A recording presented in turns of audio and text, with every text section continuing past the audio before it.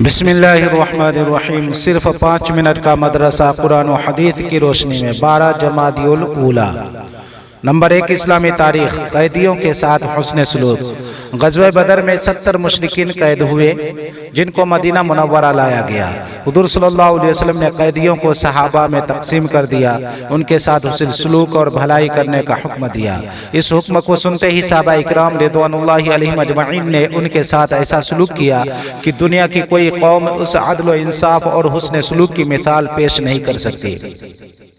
آپ کے چچا حضرت عباس رضی اللہ تعالیٰ عنہ کے بازو کمر سے کسے ہوئے تھے۔ ان کے کراہنے کی وجہ سے جب آپ صلی اللہ علیہ وسلم بے چین ہو گئے تو صحابہ نے ان کی رسی ڈھیلی کر دی۔ ان کی اس رعایت کی وجہ سے عدل و انصاف کرتے ہوئے حضور صلی اللہ علیہ وسلم نے تمام قیدیوں کی رسیاں ڈھیلی کرا دی۔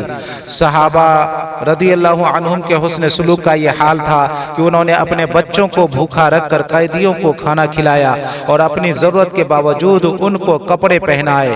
مالدار قیدیوں سے 4000 درہم فدیہ لے کر چھوڑ دیا گیا اور پڑھے لکھے غریب قیدیوں کو 10 آدمیوں کو لکھنا پڑھنا سکھانے کے بدلے آزاد کر دیا گیا اور ان پڑھ غریب قیدیوں کو بلا کسی معاوضے کے رہا کر دیا گیا۔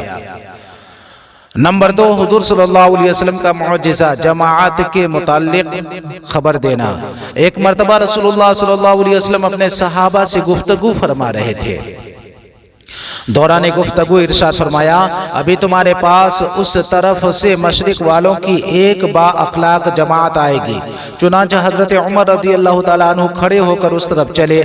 تھوڑے ہی دور پہنچے تھے کہ سامنے سے 13 افراد پر مشتمل ایک جماعت آئی۔ حضرت عمر رضی اللہ تعالیٰ عنہ نے پوچھا، کون ہو؟ جماعت نے کہا، ہم قبیلہ بنی عبد القیس سے تعلق رکھتے ہیں۔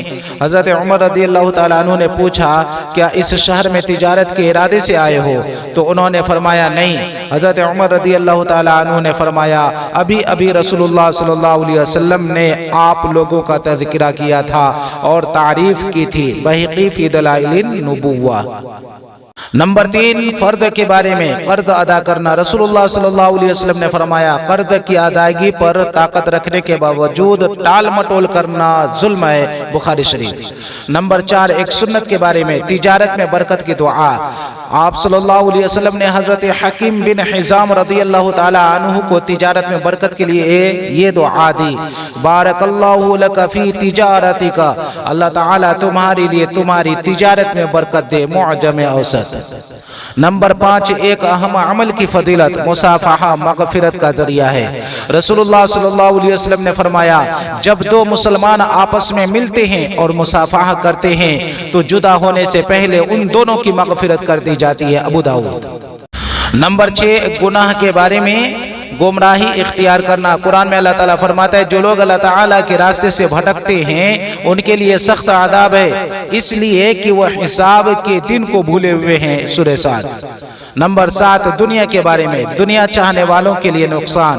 قرآن میں اللہ تعالیٰ فرماتا ہے، جو شخص آخرت کی کھیتی کا طالب ہو ہم اس کی کھیتی میں ترقی دیں گے، اور جو دنیا کی کھیتی کا طالب ہو کہ ساری کوشش اسی پر خرچ کر دے تو ہم اس کو دنیا میں سے کچھ دے دیں گے، اور ایسے شخص کا آخرت میں کوئی حصہ نہیں۔ سورہ شورى۔ نمبر 8، آخرت کے بارے میں قبر کے بارے میں رسول اللہ صلی اللہ علیہ وسلم نے فرمایا، قبر یا تو جنت کے باغوں میں سے ایک باغ ہے یا جہنم کے گڑھوں میں سے ایک گڑھا ہے۔ ترمذی شریف۔ نمبر 9، طب نبوی سے علاج، ککڑی کے فوائد۔ رسول اللہ صلی اللہ علیہ وسلم کھجور کے ساتھ ککڑی کھاتے تھے۔ ابو داؤد۔ علامہ ابن قیم رحمۃ اللہ علیہ ککڑی کے فوائد میں لکھتے ہیں کہ یہ معدہ کی گرمی کو بجھاتی ہے اور مثانہ کے درد کو ختم کرتی ہے۔